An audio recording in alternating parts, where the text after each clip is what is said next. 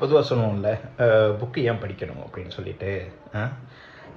நீங்கள் வந்து புக்கு படிக்கிறீங்களோ இல்லையோ, அட்லீஸ்ட் உங்கள் குழந்தைகள் கூட புத்தகத்தை வந்து படிக்க வைக்கலாம். எப்படின்னு கேட்குறீங்களா? இப்போ நாங்கள் வந்து நிறைய குழந்தைகள் புத்தகம் வாங்கியிருக்கோம்.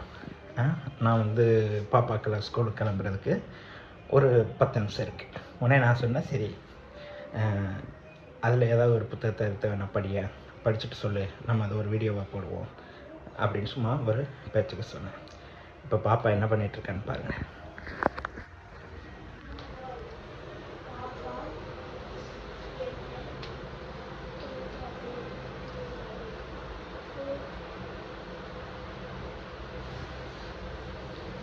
சரி நீ படி.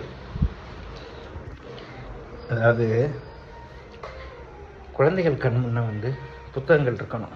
அப்படி புத்தகங்கள் இருக்கும்போது அவங்கள அறியாமலே அந்த புத்தகத்தை எடுத்து கண்டிப்பாக படிப்பாங்க. அதனால் நீங்கள் படிக்கிறீங்களோ இல்லையோ, கண் முன்னாடி புத்தகங்களை வாங்குங்க. குழந்தைகள் முன்னாடி புத்தகங்களை படிக்கிற மாதிரி இது பண்ணுங்கள். தமிழ் ஒரு ஆகச்சிறந்த மொழி, ஆழமான மொழி, பல சிறப்புகளை உடைய மொழி அப்படின்னு சொல்லியாச்சு. அப்புறம் அதை படிக்காமல் இருந்தால் எப்படி? மூளை வளரும், ஆக்டிவாக இருக்கலாம்.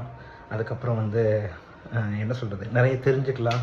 ஒருத்தட்ட பேசுகிறதுக்கு நமக்கு விஷயமே இல்லை அப்படிலாம் இருக்காது. நிறைய விஷயங்களை பேசுறதுக்கு நேரம் இருக்காது. அந்தளவுக்கு புத்தகங்கள் வந்து உதவி செய்யும். அதுவும் உங்களுக்கு பிடிச்ச எந்த துறையில் உள்ள புத்தகத்தை கூட படிக்கலாம்.